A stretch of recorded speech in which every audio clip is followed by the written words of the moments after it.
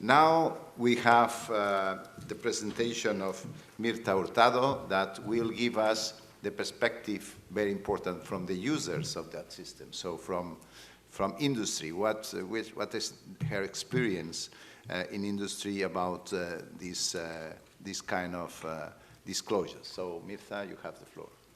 Thank you so much, Luis Alfonso. First of all, good afternoon, ladies and gentlemen. It's a pleasure to be here. I will try to give, during my presentation, an insight as to how we look at e-evidence or evidence on the internet. From one side as to when we need to construct it, but also you will see throughout my presentation, it's also a lot about how actually we secure evidence of others so that we can actually take action against them. So let me start by sharing some just practical aspects that we see, and obviously what I'm relating today is, with respect to a company like Novartis, a multinational company with 130 affiliates in countries, and at the moment 100,000 employees, which increases a little bit the practicalities and the thoughts that we need to put into it. So when we say we need to ensure that internet evidence is identified and secured rapidly, as you know, it's not only the duty or the responsibility of the IP department or legal department to actually do that, because most of the times it's actually our employees in the local affiliates that come across either things that shouldn't be there because third parties put them up, or because they are the ones actually reviewing the materials that go online. So the difficulty for an IP department as ours is really to ensure as to how we can actually train our colleagues in the different countries and actually take into account some of the specificities of those countries. We have heard already from the other speakers today that there is a need for authentication, and that authentication actually will vary according to the jurisdiction. And sometimes, as we heard, according to the type actually of website, to the type of information we have, is it pictures or not, is it an URL, is it metadata, is it in the dark web or is it in the normal web? So all of this kind of criteria need to be taken into account. Now, normally, and as we have been hearing and confirmed by the speakers so far, date of access, a hard copy in the URL will be sufficient. For the published records and publications, obviously, it goes without saying we don't need that. But in many countries, notarization or a bailiff is necessary. And those processes may vary from country to country. And if you take into consideration the effort that it needs from respect from a time, but also just from financial resources, I can let you know that even though being a big company, we sometimes struggle just with the fact that we need to put up with a budget to actually get notarizations in place for specific cases. It becomes even more complicated then when we need to actually have testimonies or witnesses or declarations by them. As was already mentioned earlier, obviously if the interested party is the one declaring things or being the witness, then obviously the probative value will be certainly not as strong as if it's an objective third party. So one of the things we struggle a lot with, and not only with respect to actually evidence on the internet, but with respect to proof in general of what we do internally and about our materials related to other products or services, is really how can we actually train the entire company, so to say. And we have spent some time in trying to do it in different ways. When still paper was more relevant, it was a little bit easier. But I must also say that with the upcoming of internet-based tools, it has also had a positive effect, because today we have iLearn, so trainings actually online that then become mandatory for some specific actually employees within the company that are the ones who are most exposed to this type of evidence. The language barrier is a big issue, and you all know this because I see many people from many different countries. But as you can imagine, it's impossible for an IP department or legal department to cover all the languages, and hence I will give you just a very small example. We have identified a Twitter account where apparently someone is posting things in Japanese, and whereas we cover actually 12 languages within the trademark department, we're still not able to read and understand Japanese. So we're trying to get our Japanese colleagues to look into that and to let us know if they're seeing something that we should be actually securing. But as you can imagine, from the point of time that we realize that there is someone using an account that doesn't belong to Novartis until the moment that actually our Japanese colleagues understand what it is we want from them, substantial time has passed, and sometimes actually the evidence is gone. So this is a barrier that we come across very often, and it actually poses some substantial challenge to us. I mentioned here on this slide the POAs. I know today it seems like POAs are so easy, right? And all of you have templates that you send to your clients. But I must tell you that POAs can differ so much from one to the other, and sometimes they need to be so specific, sometimes they need to be notarized. So again, here, our effort is really to make sure that we are ready actually to have them ready at hand when they're needed. Because otherwise, actually, what you face is actually loss of time, and by then you increase risk to actually lose the material you want to secure. So, as I was saying before, biggest challenge is really the difference rules applicable depending on the country. We have seen, like my colleague now just said, in Japan, for instance, there is no specific regulations with respect to evidence on the internet. So actually, not only do you need to know the specific regulations and law for IP, or specifically for trademarks and designs, copyright and domain names, for instance, but plus that, you have to become somehow acquainted with procedural law in the countries that you think are most at risk, with respect to the products that you market. It also requires, as we have seen during the presentations, especially my colleague Bob mentioned just that how actually things have evolved, right? It's not such a long time. They have gone from actually being worth nothing to actually being in principle acceptable internet-based evidence.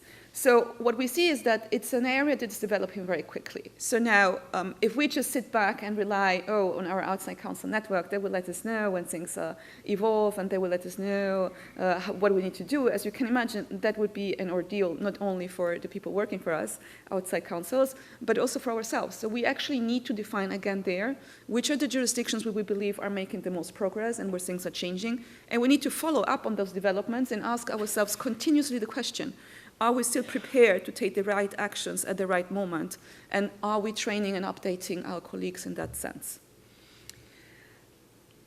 Administrative formalities still exist in many countries, and I mentioned it before, notarization is one, the certification is the other, the costs, obviously, and then last but not least, the publicly available documents is something that still poses a problem. So, it was mentioned during the presentations of my colleagues, there is actually, in general, we just assume that in principle, the evidence that we find on internet or that we secure on the internet will be actually worth something. But that's the in principle, and as you know, as lawyers, when there is an in principle, there is many, many buts or exceptions to that, which doesn't make it easy, actually. So one of the things that we need to consider is that we have to have actually a very flexible approach towards evidence. And when you are, for instance, running cross-jurisdictional litigation, so against one third party, but in different jurisdictions, you have to keep in mind that actually what you think is very helpful in one country might not be as helpful in another country, and that actually securing then the evidence in one country and doing the effort in doing so may be worth your time and money, but in other countries it may not. And hence, it is continuously, as thinking about, okay, how do we monitor, where do we put our assets, where do we put the effort? I just mentioned the stricter criteria. So the area of the evidence is also important, and I don't want to repeat what my colleagues already stated, but it will depend very much, are we talking about evidence found on social media? Are we talking about evidence found on websites that are secured with a password? Are we talking about, in our area specifically, authorities publishing something on behalf of the companies submitting information for instance, the dossiers that they submit to health authorities, and so on. So depending on where you find the information, you will also need to make an assessment and decide, what is it actually I want to look at? What is it I want to keep? What is it that actually makes sense for me? And as you know, it's always making a kind of, futuristic assessment, because you actually don't know, right? You don't know exactly what's going to happen in which specific country. And as you know, even those countries where we believe that actually jurisprudence is quite stable, there is always surprises. So you cannot really base your assumptions just on that.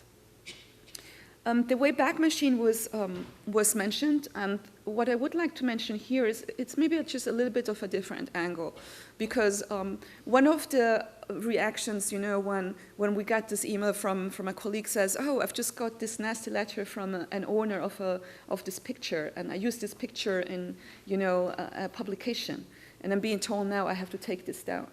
And so, very, very often what we saw at the beginning was, okay, let's block this, let's get rid of the content, let's tell them it's gone, and then, we're out of this issue. And obviously you have to then, hold back people and say, well, first of all, it's not that easy, because once it was there, maybe, it could still be found. But also one element that we have started to think about is really not only when third parties block it, but when we block it ourselves, is how is it going to be interpreted in court? Because sometimes it may backfire, right? Sometimes you may then hear that actually the actions you have taken to block something or to get some content off the Wayback Machine is then interpreted as actually being something that you wanted to conceal, right? Whereas that might not be actually the issue at stake, and hence you have to use those tools in a very cautious way. Because you may actually be jeopardizing actually the strategy of your litigation case.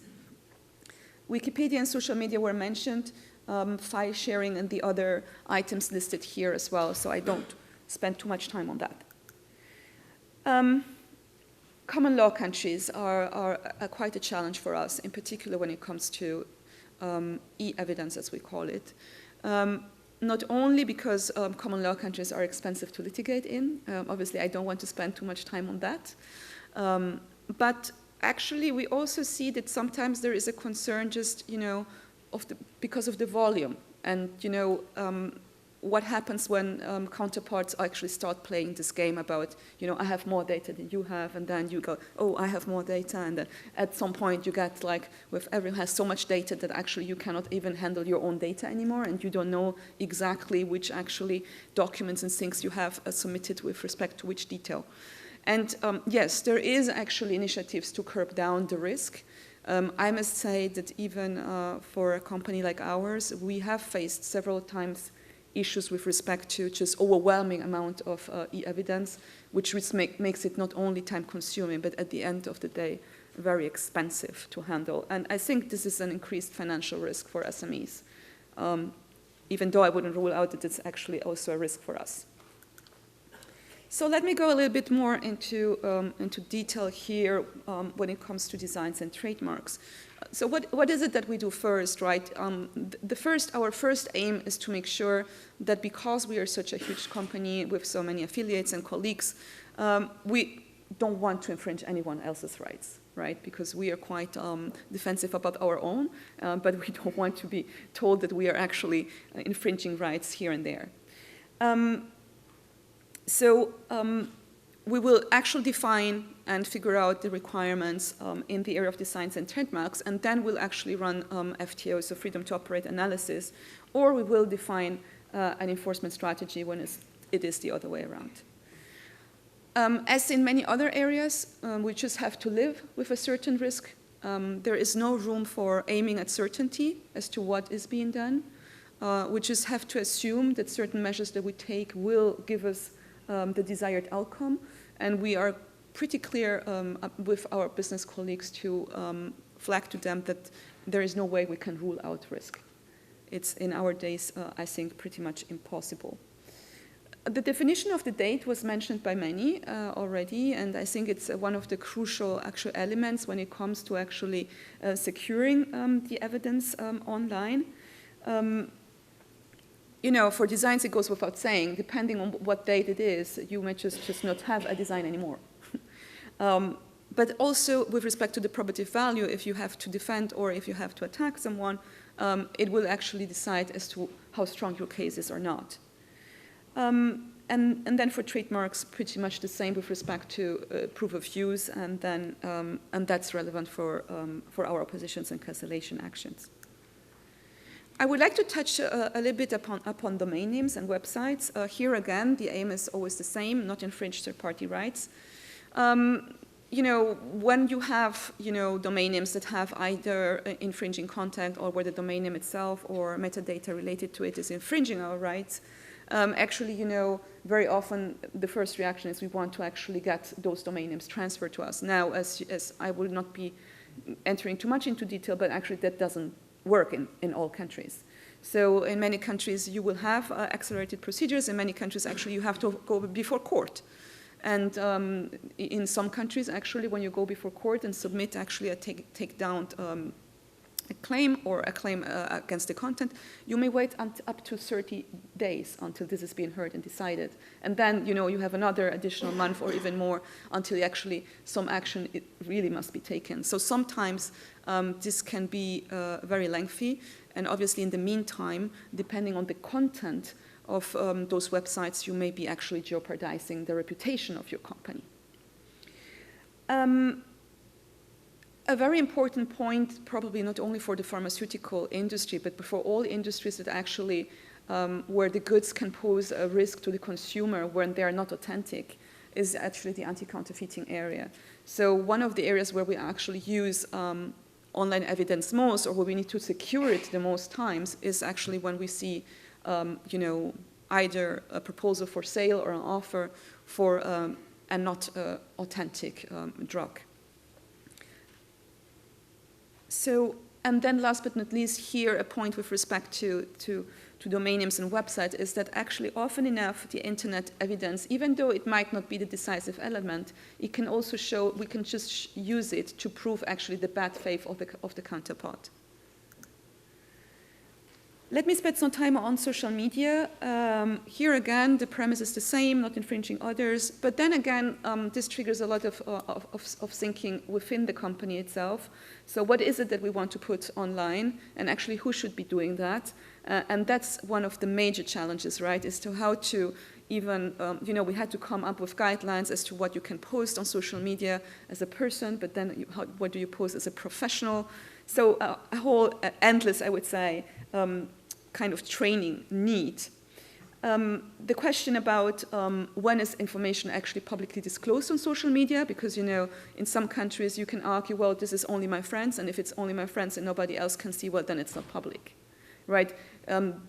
If you have 5,000 friends, is that already public, or are you still private? If you have 5 friends, is it not public?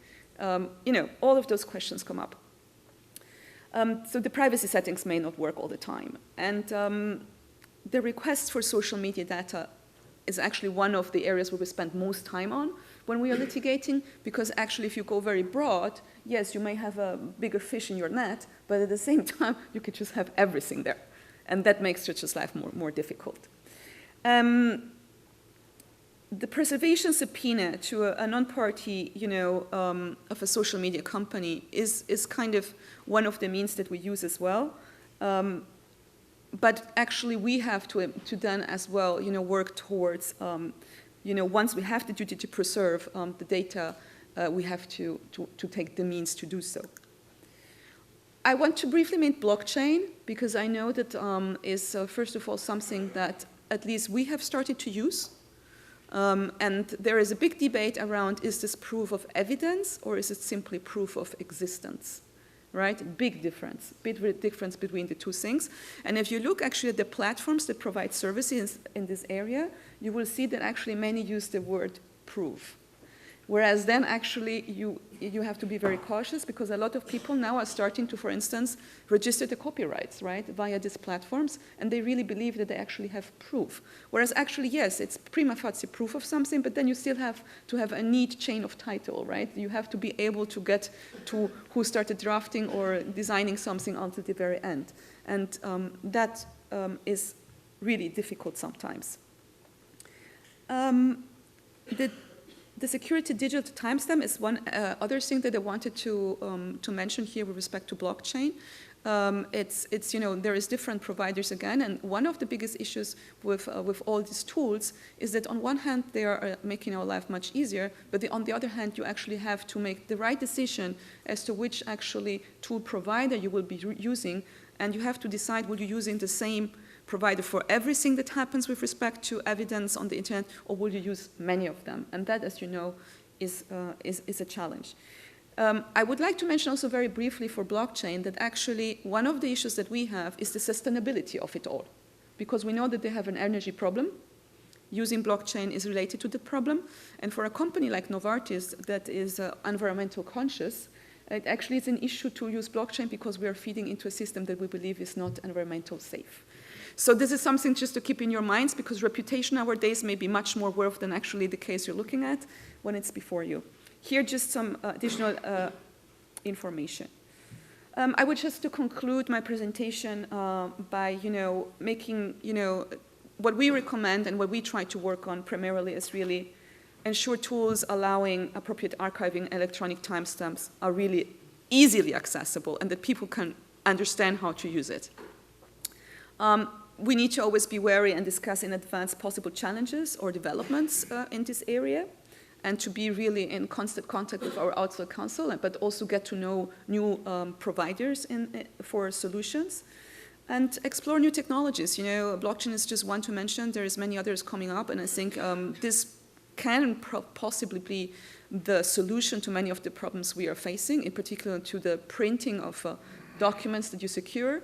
I don't want to go into how much paper you can end up having in one office. And then one thing that we are trying to do is to lobby in favor of self-authentication of publicly available information in the internet. So, just make it simple and easy, and then let's not burden ourselves with that additional work. I hope that this was insightful or this helpful. It's just trying to give an overview as to how we see things from the inside. Thank you so much for your attention.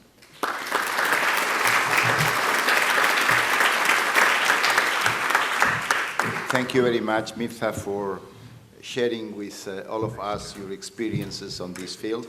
I think that we are all very thankful to you for your very interesting presentation.